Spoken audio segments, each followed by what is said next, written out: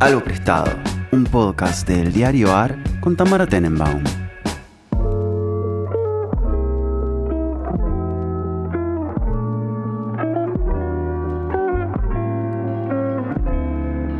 Buenos días, buenas tardes, buenas noches, cuando sea que estén escuchando este podcast. Nosotros estamos a distancia, pero en el mismo uso horario y estrictamente en la misma ciudad, con mi amigo personal Gino Cingolani. ¿Cómo estás, Gino? ¿Cómo estás, Tamara? Bien, ¿y vos? Voy a tratar de ponerle la mejor de las ondas a esta situación, pero odio grabar ¿A vos online. no te gustan? No, me parece totalmente anticlimático. Y Es un poco anticlimático, sí. Radial. No podemos tener miradas cómplices. O sea, podemos, pero siempre es raro. De hecho, Es trucho, sí. tratamos de hacer esto a la mañana y no pudimos, porque, no sé, No. internet o el software o la tecnología. Para mí era la app, ahora estamos usando una que claramente es mejor. Son cosas Pero no que me vamos a ponen decir muy el nombre nervioso. porque nadie nos paga nada. Nadie nos paga nada. Nadie nos paga nada. Si nos quieren pagar, igual lo decimos. Pero bueno, primero que pongan Claro, plata. si alguien conoce una app de audio que nos quiere regalar una cuenta, digo, Estamos. seguro que hay un oyente que labura en una. Decime que no.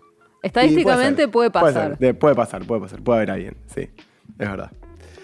Así que bueno, quiero hacer primero un descargo que me parece que me hatearon demasiado con el tema de la semana pasada. ¿Quién te Me parece hateó? que ¿Con qué?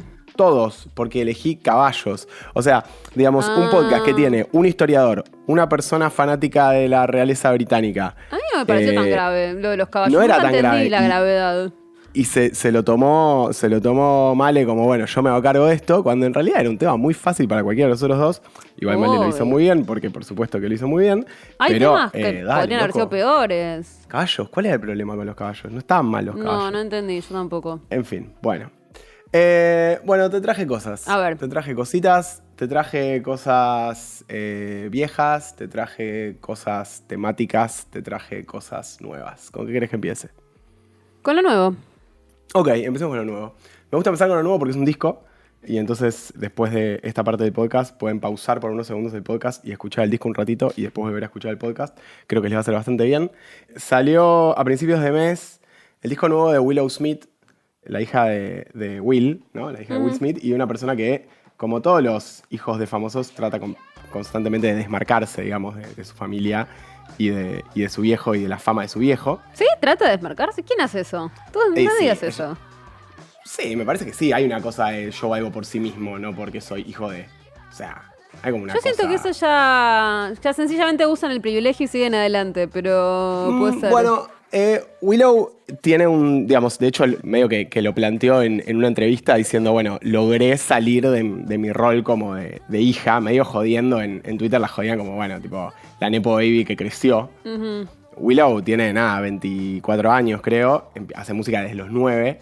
Sí, eso me acuerdo. Me acuerdo como de su primer hit. Tuvo su primer hit que fue With My Hair, que era de la época así como el pop medio Iggy Azalea, ¿viste? Como toda esa movida. Sí, total. Un tema bastante horrendo, pero bueno, que si considerás que tenía, no sé, 11, 12, 13 años cuando lo sacó, qué sé yo, quizás no está tan mal.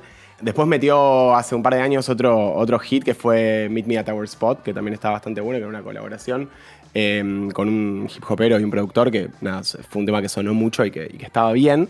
Y últimamente estaba haciendo como música, no sé, como una especie de... Como que se había quedado clavada en el 2003, ¿no? Como esa gente que... No sé, en el 2003 era un bebé, creo que era muy pequeña, Sí. pero como que toda la música que hacía era una especie de pop punk blanco, raro, como medio soleado, como un punk que se baña, ¿viste? Claro.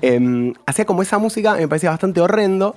Me habían gustado algunas de las cosas que había hecho con este Meet Me at Our Spot y qué sé yo, pero como que no le daba demasiada bola. Y el otro día Spotify me tira como la recomendación. La tapa del disco no tiene nada, solamente es una foto.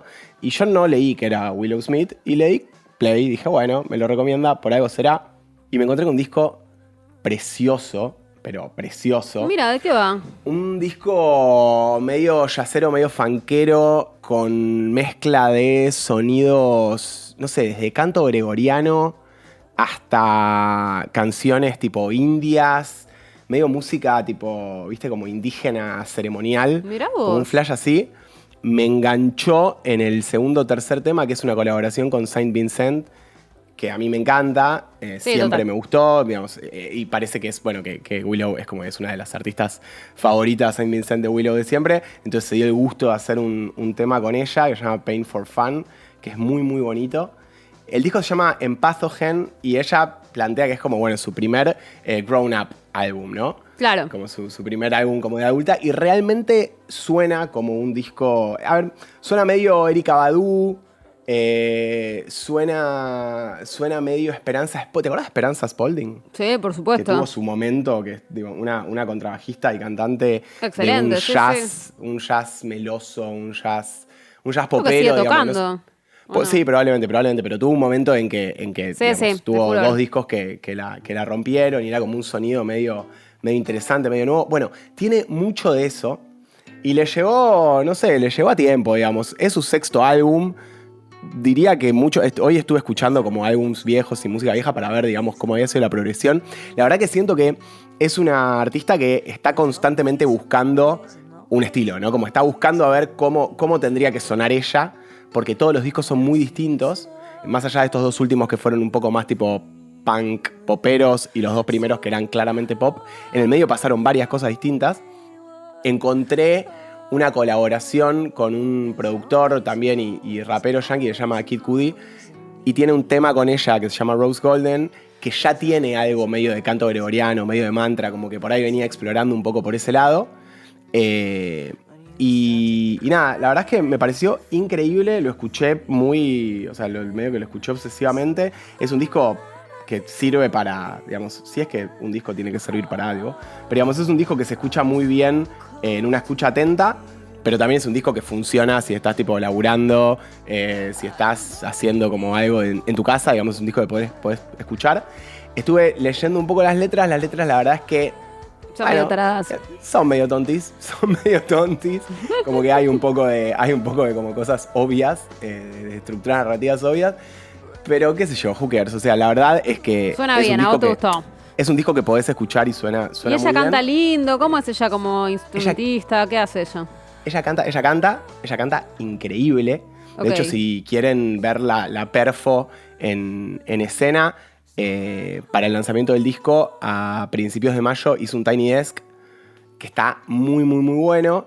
Si siguen su carrera o si escucharon otras cosas, van a ver que todos los temas que toca anteriores a este disco en el Tiny Desk, los toca con el estilo de este disco.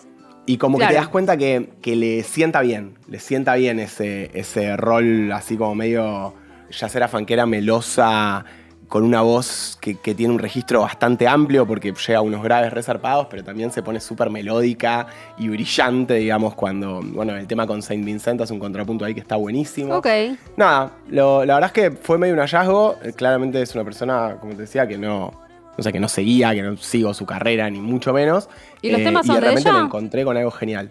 Hay 2 ¿Te temas que son de ella, fijaste? Ok. las composiciones, hay 2 temas que son de ella, después el resto son siempre de gente. de la misma. Sí, son siempre de las mismas personas, que es su equipo, digamos. Ok.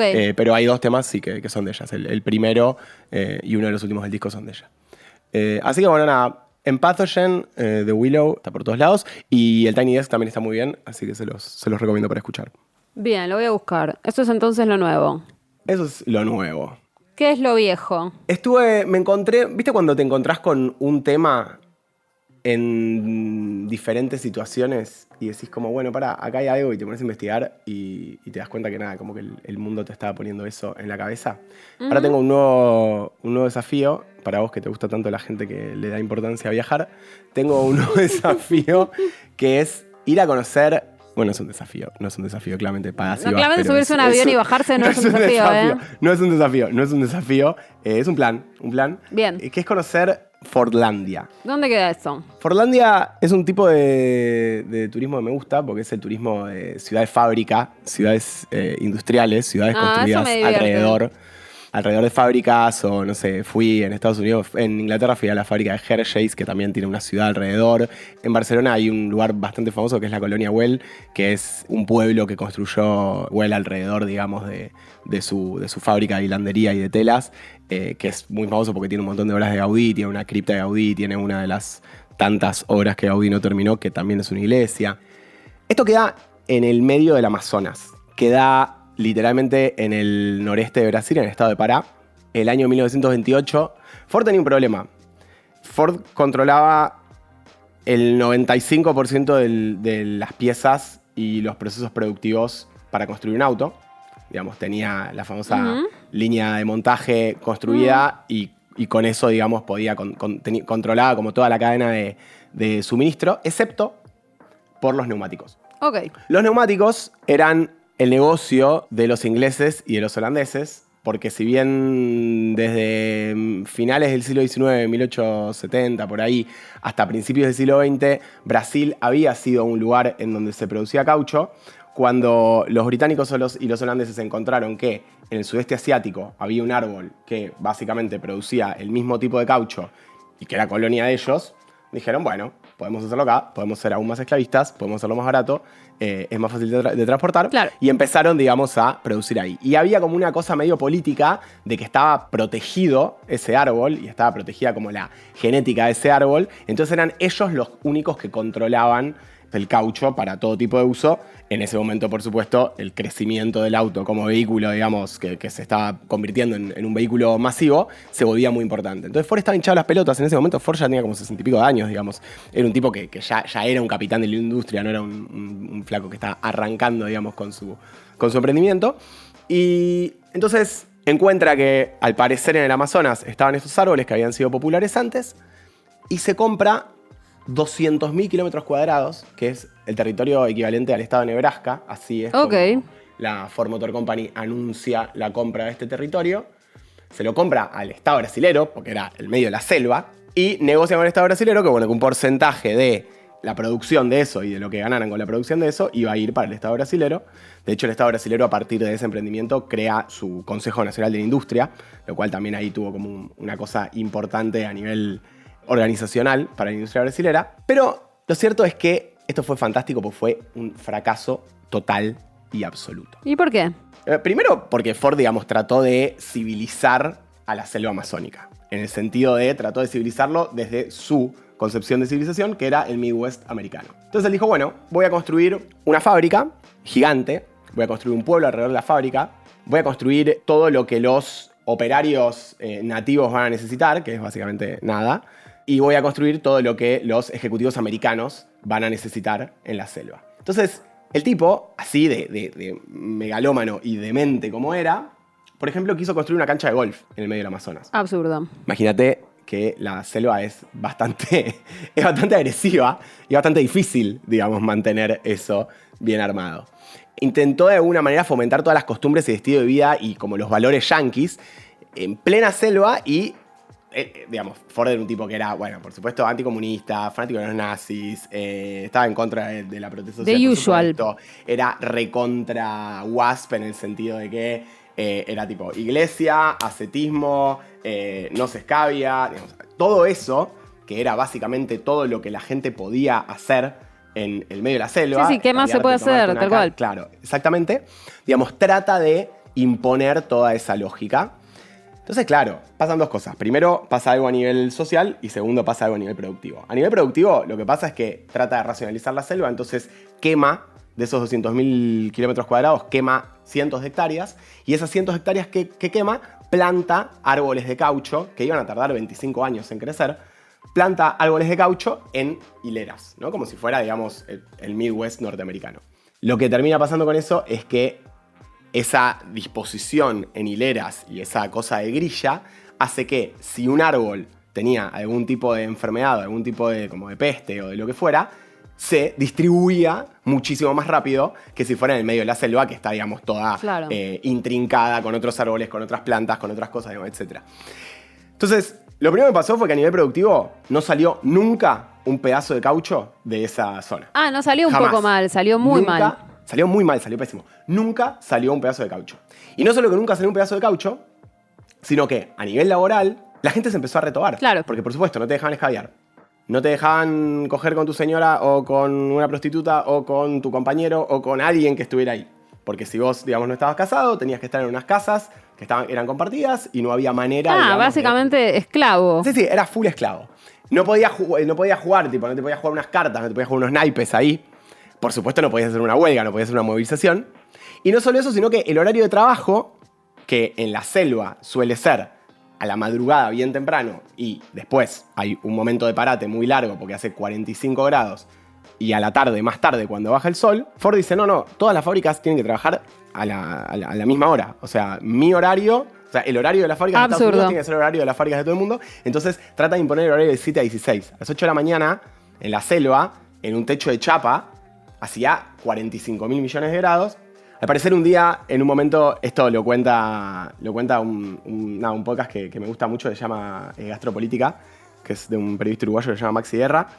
Al parecer les daba de comer todas cosas yanquis blancas, tipo Quaker, ¿entendés? Como esas movidas. Cosas que no queremos comer ni nosotros Cosas hoy. que no quiero comer, claro, exacto, a menos que, no sé, que hagas CrossFit o algo, pero... qué sé Sí, yo, o que estés no sé, de mal de la ponele. panza, cosas de O que comentar estés mal de la panza. Exactamente, te estás comiendo un pudín de avena, una cosa horrenda con 43 grados, probablemente lleno de bichos, porque una cosa... Y te están dando leche, ponele, te están tipo dando leche. Absurdo. He sabido que Ford odiaba mucho las vacas, así que no sé si le darían leche de vaca, pero ponele que le daban leche de otra cosa o alguna cuestión así. La gente se volvió loca, hubo una rebelión en el lugar, prendieron fuego el comedor, prendieron fuego el hospital. Muchos de los ejecutivos yanquis se terminaron yendo a la selva.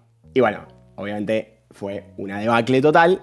Fue totalmente improductivo. Fue una millonada de guita. Y nunca, jamás salió de nada. Lo interesante de este lugar es que sigue en pie. Digamos, Forlandia, como la estructura sigue existiendo. Entonces es muy flashero Muy porque bueno.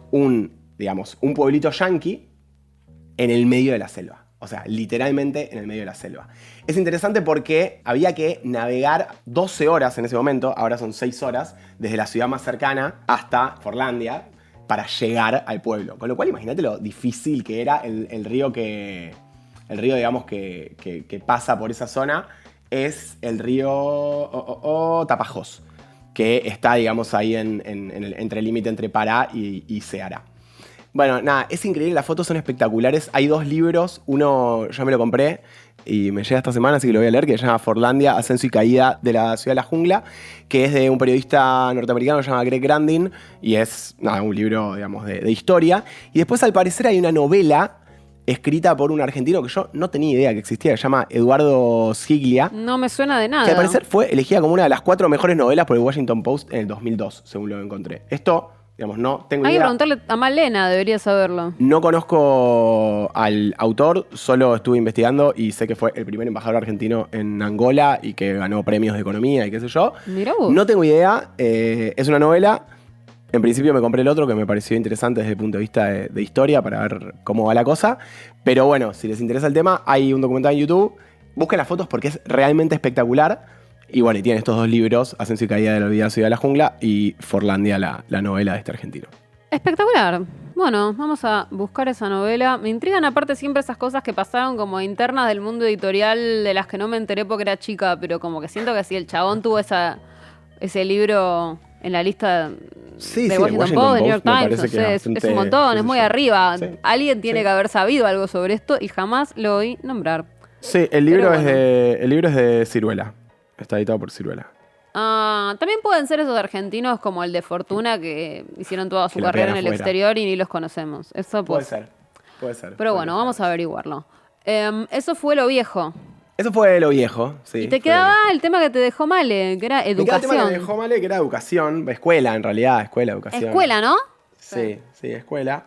No sé, traje como una especie de reflexión. No sé qué traje. Traje una especie de reflexión, creo. A Hace ver. algunas semanas salió un comercial, no sé si lo viste, del nuevo iPad, que generó muchísimo revuelo en internet. La verdad no lo vi. Bueno, acaba de salir un nuevo iPad, que es el dispositivo más finito de Apple. Ujú. Hasta la fecha. Es tipo, al parecer, es realmente estúpidamente fino. ¿Y para qué sirve eso? ¿Un iPad? No, para que sea fino. ¿Qué valor tiene? No, fino de thin, no de fino Claro, elegante. claro, pero Fino ¿qué elegante. ventaja No, tendría que- eso? Y bueno, que es un dispositivo, el iPad es un dispositivo que técnicamente llevas a todos lados, o que podés llevar a todos lados, Ujú. y que sea finito y que sea liviano, hace que sea Que mucho sea más liviano, portátil. ok. Sí, como que es un dispositivo muy, muy portátil. Lo interesante de la publicidad es que es una publicidad muy, muy estética, muy linda visualmente, de una de estas prensas hidráulicas gigante, ¿sí? Como 2 piezas de metal que se van achicando, así como las máquinas que prensan los autos o esas cosas, que by the way es una tendencia súper popular en internet, gente haciendo videos destruyendo cosas con prensas hidráulicas. Sí, como que se agarraron un poco de esa como tendencia de YouTube. Y el video es básicamente una prensa gigante destruyendo básicamente todas las cosas que nosotros podríamos identificar con la creatividad humana. O sea, destruyendo instrumentos musicales, destruyendo esculturas, destruyendo pinturas, libros, bustos, destruyendo ropa, o sea, como todo. Yo aparte debo decir que odio los iPads y todas las tablets. Siento que son dispositivos que solo sirven para hacer cosas estúpidas, porque no sirven para trabajar y no sirven para hablar por teléfono. Solamente sirven para hacer cosas estúpidas. Bueno, me gusta porque es justamente de lo que quiero hablar. Perdón, ahora me van a cancelar, pero es así. No, cero. Es que yo creo que, digamos... O sea, yo no tengo un iPad, de hecho, y nunca entiendo por qué lo tendría. Me parece yo no tengo absurdo. un iPad, nunca tuve uno. Y me pasa que también no encuentro el caso de uso. ¿Para pero qué bueno, sirve? Pará, pero es que eso es lo que me parece interesante, digamos. Lo que traigo es un poco una historización de cómo llegamos al iPad y se vincula con la educación. Bueno, nada, es una imagen muy gráfica. O sea, literalmente en el momento en donde todo el mundo está, entre comillas, preocupado por la destrucción de la experiencia humana a partir de las inteligencias artificiales y qué sé yo, Apple saca este comercial, recibe una cantidad estúpida de críticas de gente, digamos, de personalidades públicas, pero de internet también, tipo de Twitter y de lo que sea. Apple es una compañía que nunca, jamás pide perdón. O sea, no es una compañía que suele pedir perdón, no es una compañía que suele decir, che, nos equivocamos, che, o sea, han pasado millones de cosas, digamos. Los han acusado de esclavistas en China, los han acusado de manipular el mercado de microtransistores en los Estados Unidos, no, un montón de cosas. Ellos, tipo, siguen para adelante. Nosotros estamos haciendo la nuestra y vamos para adelante.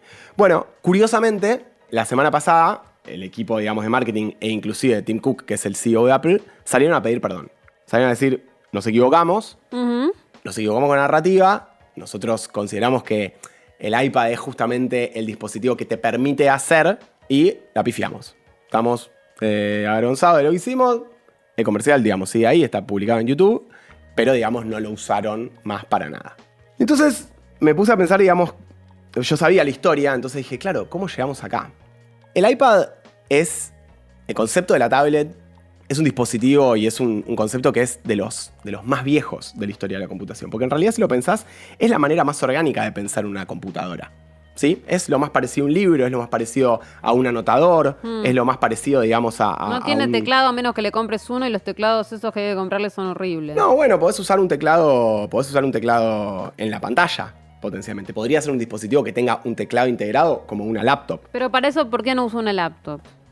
Bueno, pero a lo que voy es, las laptops como concepto vinieron mucho después que las tabletas como concepto. Entiendo. El concepto de tableta fue creado por una de las personas más maravillosas de la historia de las ciencias de la computación, que es Alan Kay, que es el tipo que estuvo, digamos, en el desarrollo de absolutamente todas las metáforas que usamos ahora para referirnos a la computación. Es el tipo que inventó la metáfora del escritorio, es el tipo que pensó por primera vez, junto obviamente con un laboratorio, la idea de interfaces gráficas. Es el tipo que dijo, che, no, las computadoras no las podemos seguir usando con líneas de comando, tipo, tenemos que hacer algo más con esto, cuando las computadoras eran, digamos, cosas gigantes. Y en el año 1968, entre 1968 y 1972, su tesis doctoral es el concepto de una tablet que se llamaba Dynabook. Dynabook era la idea de un dispositivo que le permitiera a los niños utilizar la tecnología para aprender. Estamos hablando de 1968, ahora parece una boludez que yo digo, ay, que los niños usen tecnología para aprender. Pero en ese momento, Alan Kay había conocido el trabajo de Seymour Papert y de Cynthia Solomon, que eran como dos personas que laburaban en pedagogía y que laburaban en educación, y que habían sido los que habían desarrollado las primeras iteraciones del Logo. No sé si te acordás del Logo. El Logo era un programa que usábamos para aprender matemática, para programar, los que tenemos más de 30 y más de 40, la tortuguita que se movía. Bueno, eso había surgido de un laboratorio de educación y de psicología cognitiva de una universidad en los Estados Unidos, en donde estaban empezando a hablar de esta idea de cómo construir medios que fueran metamedios y que le permitieran a los niños a partir de consumir piezas mediáticas, que podía ser un libro, podía ser una historieta, producir cosas arriba de eso. Entonces, Alan Kay escribió un paper que tiene 11, 12 páginas, que está muy bueno porque es un paper que no es un paper súper científico, como tiene una parte científica, tiene una parte de definición de producto, tiene una parte medio narrativa en donde hace como una especie de simulación de cuál podría ser el caso de uso de este dispositivo. Y es lo que decías, bueno, es el Dynabook tiene que permitirle controlar todas las necesidades a el niño relacionadas con su propia información. Tiene que ser útil en la programación y en la resolución de problemas. Tiene que servir como memoria interactiva de almacenamiento y de manipulación de información. Tiene que tener la capacidad de funcionar como un editor de textos. Tiene que servir como un medio de expresión creativa. Alan Kay era fanático de McLuhan, o sea, estamos hablando de finales de los 60. McLuhan era una personalidad pública, digamos. O sea, él era, no sé, creo que debe haber sido, no sé, uno de los pocos cientistas sociales que estaban en los medios, digamos, no sé, como Bourdieu, Foucault. Hay pocos que estaban en la tele. Bueno, McLuhan estaba en la tele cuando hablaba del futuro de los medios. Entonces, bueno, utilizar al Dynabook como un medio de expresión creativa para dibujar, para pintar, para generar música, Y él lo que decía es, de alguna manera, lo que esto tiene que lograr es expandir los sentidos del usuario y funcionar como un metamedio de comunicación, ¿no? 68 ya estamos hablando de metamedios. Bueno, la tecnología, por supuesto, no estaba lista para eso, pero lo interesante es que Alan Kay, aparte de haber trabajado en probablemente uno de las usinas creativas de industria tecnológica digital, que fue Xerox, ¿sí? Xerox, la que nosotros conocemos por la fotocopiadora. Bueno, Xerox en la década del 60 tuvo un laboratorio de innovación tecnológica increíble que se llamó Xerox PARC, en donde desarrollaron un montón de tecnologías que usamos ahora. De hecho, la tecnología del mouse, ¿sí? Que desarrolla uno de los cientistas de la computación también más importantes, que se llama Doug Engelbart, se presentó en las oficinas de Xerox PARC. Entonces, él estaba trabajando ahí, estaba viendo todas estas cosas. Hay una historia muy famosa que es que Steve Jobs a principios de los 70 va a Xerox PARC a ver, digamos, una demo de un producto que estaba haciendo y se roba la idea de la interfaz gráfica y la Apple Lisa es el primer dispositivo que aparece con la metáfora del escritorio. Y se lo lleva a Alan Kay a trabajar a Apple. De hecho, Alan Kay fue uno de los que trabajó en las primeras iteraciones del sistema operativo de la primera Macintosh. Y Alan Kay iba a Apple en 1984, creo, o algo así, y él le ceba la cabeza a Steve Jobs diciéndole, che, tenemos que hacer esto, tenemos que hacer esto, tenemos que hacer esto. Y Steve Jobs estaba como muy cebado desde el punto de vista de, sí, esto va a ser increíble porque van a ser como ruedas para la mente, ¿no? Él hablaba de esto, van a ser ruedas para la mente, esto va a hacer que la mente piense mejor, que la mente de los niños se desarrolle más rápido, Pero bueno, nunca efectivamente lograron desarrollar el producto. Y muchos años después, cuando sale el iPad, ¿sí? En 2010, te diría, sí, creo que fue en 2010, le preguntan a Alan Kay si no creía, digamos, que este dispositivo estaba inspirado en su concepto de Dynabook y demás. Y lo que él dice es, sí, pero falla en muchos aspectos con respecto a las dos ideas más grandes que yo tuve. Por un lado, que los niños puedan ser autores de esos metamedios que producen. Y por otro lado, darles un entorno productivo, ¿sí? Apple es un ecosistema conocido por ser súper resguardado y súper limitado, digamos. Sí, a la gente a la que le gustan las computadoras realmente no le gusta Apple. Yo siempre trato de discutir eso con la gente que cree que es una gran cosa y siempre les explico, ustedes claramente no hablan con geeks, ningún geek usa esos productos. Todos los odian. Cuando te compras una MacBook es que ya estás aburguesado y ya decís como, bueno, ya fue. Dame algo que funcione bien y ya. Pero lo cierto es que, bueno, nada, Kay decía, ¿no? A los nenes les prohíbe crear cosas programadas activamente en el iPad y compartirlas. En ese momento, dice, no había un lápiz óptico para dibujar con la máquina. Era una hoja sobre la que no podías dibujar. Y años más tarde, cuando finalmente lo agregaron, omitieron un lugar para guardarlo, que era súper importante. Total. Sí. O sea, Apple no hizo ningún esfuerzo para ayudar a la gente que produce contenidos de educación a usar mejor el iPad. Entonces dice... Bueno, también, no sé, yo creo que hay que pensar, no sé, quizás yo con algunas cosas soy un poco termo, pero yo siento que hay que pensar que hay gente que vende Paco y listo.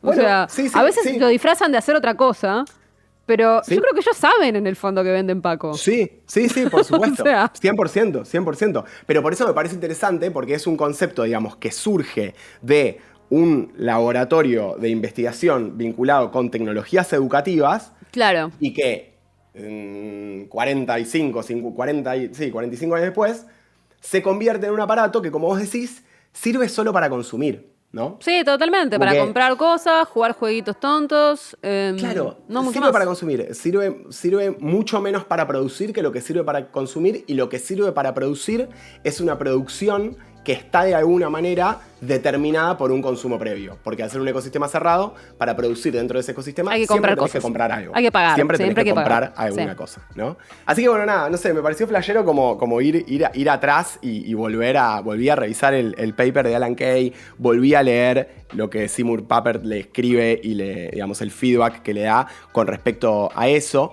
Y también me acordé de algo muy zarpado, que es que Apple hace el 90% de los lanzamientos de producto los hace en un lugar en San Francisco que se llama el Moscone Center, que es un centro de convenciones muy grande. Y cuando lanzó el iPad, y esto fue loco porque nadie sabía que iba a lanzar, pero había un lanzamiento de Apple, digamos, cambia el lugar habitual de lanzamiento de productos. En vez de hacerlo en el Moscone Center, lo hace en un lugar que se llama Yerbabuena Center for the Arts. O sea, lo hizo en un centro cultural gigante de San Francisco. Como diciendo, el iPad es cultura, ¿no? El iPad, digamos, es un elemento que permite producir cultura.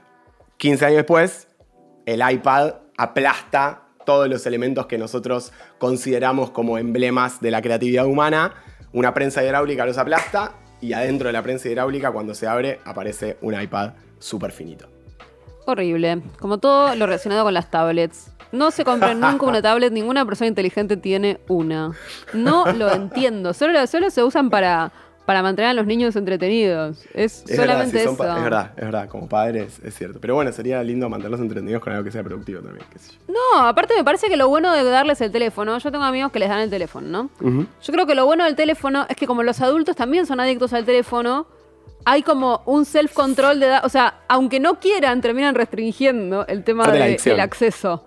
O sea, porque es como eso, hay una jeringa sola, entonces ya está. O sea, como para mí termina siendo, o sea, me parece que es mucho mejor darles el teléfono porque entonces cuando vos sentís que ya no podés vivir sin él, se lo sacás. Me encanta. Entonces, me encanta. ¿viste? Es mejor. No compren iPads, no sirven para nada. Nunca entendí, te juro, no sé para qué sirve uno. En fin. Ya podés sumarte a los podcasts del Diario AR para informarte y entretenerte en todas las plataformas como lo hacemos en nuestra web. Somos un diario nuevo y queremos lo mejor para vos. Nos podés leer en eldiarioar.com o seguirnos en nuestras redes de Facebook, Instagram y Twitter, encontrándonos como el Diario AR. Bueno, yo tenía que traer algo prestado y pensé en traer una obra de teatro que deberían ver, no porque sea prestada para mí, porque yo voy mucho al teatro, escribo teatro y etcétera, sino porque en el podcast rara vez hablamos sobre teatro. Yo creo que hay Claro. algo que pasa con el teatro, que es que uno rara vez lo trae porque uno supone que el podcast no todo el mundo lo escucha semana a semana, entonces que es como que en 2 meses no vas a poder ver esta obra de teatro. Pero la realidad es que la mayoría de los oyentes de Algo Prestado escuchan Algo Prestado más o menos cuando sale. Es un hecho. O sea, por lo menos por lo que podemos entender en redes sociales, es una escucha no súper sincrónica, pero es raro que alguien... O sea, hay gente que nos dice por ahí que se pone al día cada tanto, pero pues hay mucha escucha de gente que lo escucha dentro del mismo mes, entonces puede llegar a ir a una función. Es verdad. Así que voy a pensar en traer más obras de teatro. Pero en este caso, bueno, todavía cuenta como prestado. Y la obra que vi en su estreno, hace ya unos 10 días. ¿Cuándo habrá sido? Sí, creo que sí. Es Los días afuera, que es la nueva obra de Lola Arias. Una de las obras, yo creo, más comentadas del momento, porque Lola Arias es una de las dramaturgas y directoras más importantes de la Argentina en este momento. O sea, de hecho... Lola hizo una carrera muy importante en el exterior, es residente en un teatro en Alemania, cosa que es una cosa rarísima para un artista argentino. Pero a la vez no es rarísimo teniendo en cuenta que, bueno, que Lola Arias no solamente es muy talentosa, sino que es muy trabajadora. Realmente ha hecho una cantidad de obras gigantesca, siendo una persona que es relativamente joven. Y bueno, y tiene muchísimos grandes hits. Ella hace varios años empezó con esta cuestión de el teatro documental, ¿no? Y donde... Ella había hecho lo de digamos, Malvinas, ¿no?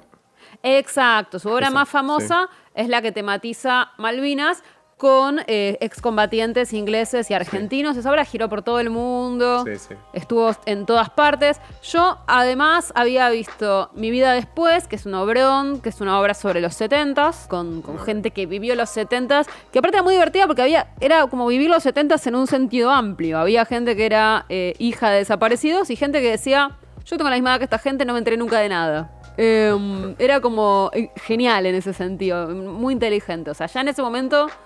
Fue una obra que yo vi hace muchos años y se notaba lo inteligente que era Lola Arias, no solamente para encontrar historias, para hacer la dramaturgia de eso, después dirigirla, y también, bueno, el talento de trabajar con no actores, que no es algo que sepa hacer cualquiera. Trabajar con gente que no actúa y hacerlos decir texto, porque el teatro documental es teatro documental, no es que la gente vaya a hacer su stand-up y dice lo que quiere. Hay que armar un texto y esa gente actúa. Entonces, no es nada fácil el trabajo que ella hace. Yo también vi otra obra que hizo...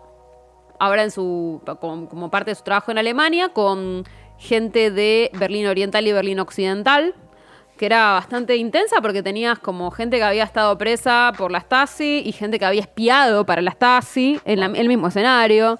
Un montón, todo un montonazo. Siempre trabaja con... O sea, la realidad es que muy rara vez son historias sencillas las que toma, y en este caso, en Los días afuera, no es la excepción. Campo de batalla, ¿no? Como... Exactamente. Siempre hay gente que, digamos... No solamente hay como biodrama, sino que muchas veces hay eso, gente que debería odiarse o gente que se podía odiar. En este caso es toda gente del mismo lado en esta hora de Los días afuera, porque son todas personas que estuvieron en una cárcel de mujeres, ¿no? Esta historia sale de un taller que hizo Lola en un penal de mujeres, y de ese taller primero hizo una película que se llamó Reas, y que también está en cartel ahora y la pueden ver, y que tiene los mismos personajes. Pero en el programa de mano de Los días afuera, que es esta obra que le estoy diciendo, que está en el Teatro Alvear, que es un teatro de la ciudad que diversos gobiernos de la ciudad fueron dejando, o sea, los últimos gobiernos de la ciudad, básicamente desde el macrismo para acá, es un teatro que fue quedando olvidado, primero porque hubo un arreglo, después porque nunca se armó. Bueno, es un teatro que pertenece al complejo, pero el que uno nunca va. Es verdad. Pero está ahí en el centro, es fácil ir. Y en Los días afuera, en el programa de mano, Lola pone algo que para mí es muy, muy generoso y muy inteligente, que es que efectivamente el cine puede ser muy vampírico, ¿no? Porque, digamos, si ella hace una película sobre este taller, la película viaja sin que estas chicas viajen a ninguna parte, básicamente. Y en cambio, si vos haces una obra de teatro, la obra de teatro las necesita para girar. Me gusta. Entonces, básicamente, dice, esta obra de teatro es para esto. Es para que tenga sentido haber hecho esto. El proyecto festivalero. Sí, total. Y efectivamente, las chicas, no son todas chicas, hay un chico trans y una chica trans, y después hay aparte otras historias diversas, porque también hay algunas que vienen de un origen humilde, y después, por ejemplo, hay una chica que dice, no, mi familia era rica, después perdimos todo, y bueno, a partir de un problema de consumo y un par de malas decisiones, termina en la cárcel. Pero digamos, a partir de esta obra aparece como la posibilidad de estas personas de hacer una gira como actrices, cosa que para gente que no puede ni conseguir trabajo en un call center porque tiene antecedentes penales, es un montonazo. La verdad que además a mí la obra me gustó mucho. Me parece que eso, otra vez vemos la inteligencia, para mí, dramatúrgica de Lola, que es muy grande, y su potencia como directora. Ella es una mina con mucha sensibilidad visual, con muchas ideas visuales, digamos. Nunca salís... Yo a veces salgo del teatro pensando, che, loco, muy lindo todo, pero como entiendo la intención, pero acá hay que laburar un poco, ¿viste? Acá falta laburo. Y nunca salís de una obra de Lola pensando eso. Eso no te pasa jamás. Ella labura muchísimo. Todo tiene ideas, nada es relleno, todo eso, o sea... Incluso te puede parecer que hay momentos que funcionan más o funcionan menos, pero también eso porque tiene que ver para mí también con la textura del teatro documental, que es un poco distinta. No se puede pasar de una cosa a la otra con la rapidez con la que eso sucede en la ficción, o con la rapidez que eso sucede en una película que después uno monta. Digo, el teatro documental, el trabajo con no actores, siempre tiene como algunas cuestiones difíciles, pero yo creo que la obra la sortea muy bien.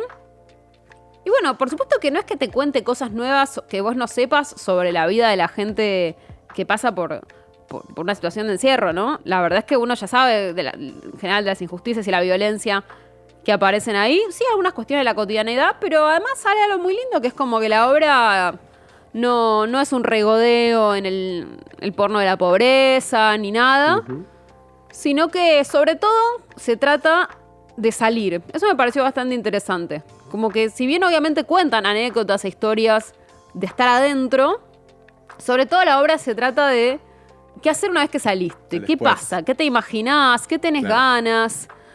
¿Cómo conectás de vuelta con la vida real? Como chicas diciendo que les costaba dormir de noche porque estaban acostumbradas a que las vengan a contar. No, nunca, o sea, hace 10 años que no duermo de corrido. ¿Cómo voy a dormir de corrido? No sé hacerlo. Claro. O como también, obviamente, cosas que pueden parecer triviales, pero que uno no las pensó, ¿no? El tema de disfrutar del sol, el tema de disfrutar de salir a la calle, el tema de que te dé miedo la calle, los autos, el ruido. De pronto, ¿hace cuánto que no experimentas todo eso? Volver a reconectar con la gente. ¿A quién le contás? Porque claro, uno a veces se olvida. Uno piensa que si uno fuera preso se enteraría todo el mundo. Pero si vos vas preso 2 años, hay gente que no ves hace 5. Pero hay gente que nunca no sabe y te pregunta en qué anduviste. ¿Y qué contás? ¿Que estuviste de viaje? ¿Qué decís? ¿No? Como las distintas cosas. ¿A quién le contás? Es como medio bárbaro, no sé, me pareció como bárbaro. Y bueno, y la verdad que por lo que sé también la experiencia de girar con la obra es bastante interesante porque, bueno, una de las chicas cuenta ahí mismo que no tiene de documento. O sea, ¿sabes que lo pensé eso? Pensé tipo en no sacar una visa.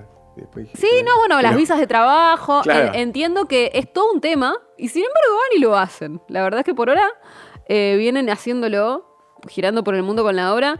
Y es una obra excelente de ver, o sea, nunca te aburrís. No es que es una obra que uno la ve por deber moral. Te sentás y te divertís. Pienso en la experiencia de estar en la sala, porque digamos, bueno, es una diferencia fundamental en el teatro, digamos, estar en la sala con el otro que está contando eso.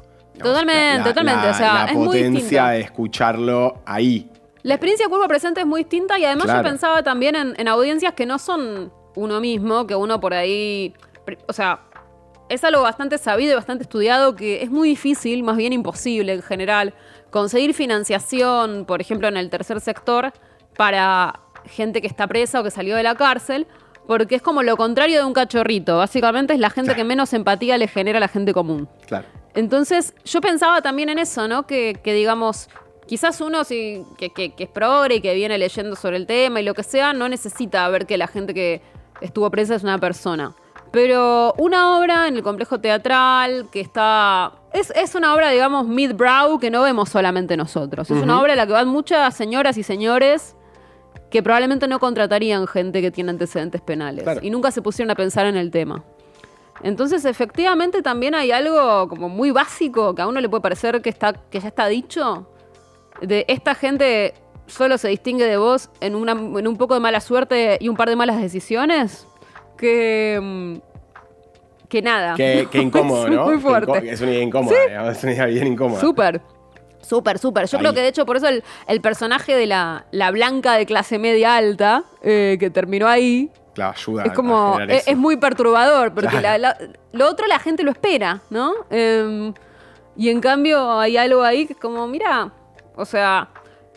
Por lo poco que ella contaba de su familia, bueno, una familia que tuvo mucha plata, una madre alcohólica, un padre borrado, digo, cosas como que uno conoce, uno tiene amigas que son así, podrían haber sido ella, con un mal novio como le pasa a ella, ¿no? Un novio que te mete en una rara y ya está. Estás en una listo.